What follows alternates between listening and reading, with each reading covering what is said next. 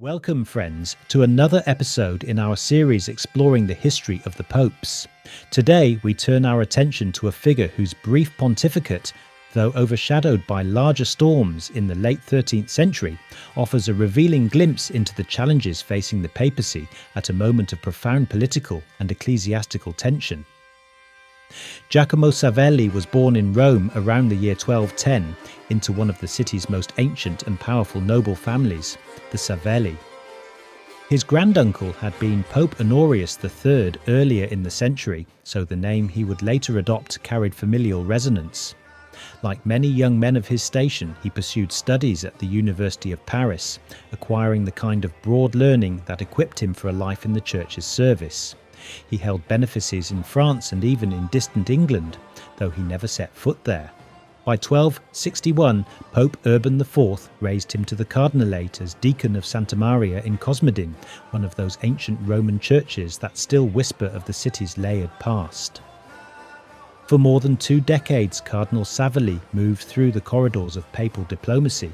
He was among the cardinals who invested Charles of Anjou as King of Sicily in 1265, a ceremony laden with consequence, for it bound the papacy tightly to the French Angevin house in its long struggle against the heirs of Frederick II. He participated in the dramatic election of Gregory X in 1271, after the 3-year deadlock at Viterbo. He attended the Second Council of Lyon in 1274. He negotiated with the German King Rudolf of Habsburg on imperial matters. In short, he was a man who knew the papacy's business from the inside, seasoned by experience and trusted by successive popes. When Pope Martin IV died in Perugia at the end of March 1285, the cardinals acted with unusual dispatch. On April 2nd, they chose Cardinal Savelli unanimously on the first ballot, the fastest election in living memory. Perhaps they feared prolonged vacancy amid the gathering crisis in Sicily. Perhaps the choice of a Roman noble promised stability in the city itself. He took the name Honorius IV, honouring his granduncle, and was ordained priest and consecrated bishop in May, crowned in St. Peter's by Cardinal Latino Malabranca Orsini. Honorius was already an old man, 75 at his election, and severely afflicted by gout. Contemporary accounts describe how he could celebrate Mass only from a special chair, with mechanical assistance to raise his trembling hands. Yet physical frailty did not prevent him from governing with clarity and moderation. The great shadow over his pontificate was the War of the Sicilian Vespers. In 1282, the Sicilians had risen against Angevin rule in the infamous massacre at Palermo, rejecting Charles of Anjou and inviting Peter III of Aragon to take the crown. Martin IV had responded with unrelenting severity, interdict on Sicily, excommunication of Peter, even the offer of Aragon itself to a French prince. Honorius inherited this policy and did not abandon it. He continued to uphold the rights of the House of Anjou and maintain the ecclesiastical censures against the Aragonese claimants. Yet his approach was markedly different from his predecessors, more diplomatic, less bellicose. When Peter III died in late 1285, his realms were divided. Aragon went to his son Alfonso, Sicily to another son, James. Honorius excommunicated James and the Sicilian bishops who crowned him in 1286, but he also issued in September 1285 a remarkable constitution for the governance of the Kingdom of Sicily. In 45 detailed ordinances, he sought to protect the Sicilian people from royal abuses, to safeguard the rights of the clergy, and to promote justice and peace.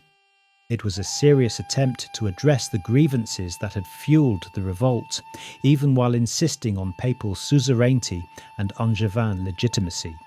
Negotiations dragged on. Charles of Salerno, the Angevin heir, remained a captive until early 1287. He would eventually renounce his Sicilian claims in favour of James, an agreement Honorius refused to recognise. Meanwhile, the Pope enlisted the mediation of Edward I of England, whose diplomatic efforts toward peace between Aragon and France continued beyond Honorius's lifetime. In the end, no lasting resolution was achieved during these 2 years, but the shift toward conciliation was unmistakable. Closer to home, Honorius enjoyed greater success. Rome welcomed him as one of its own. His brother Pandulf had recently served as senator.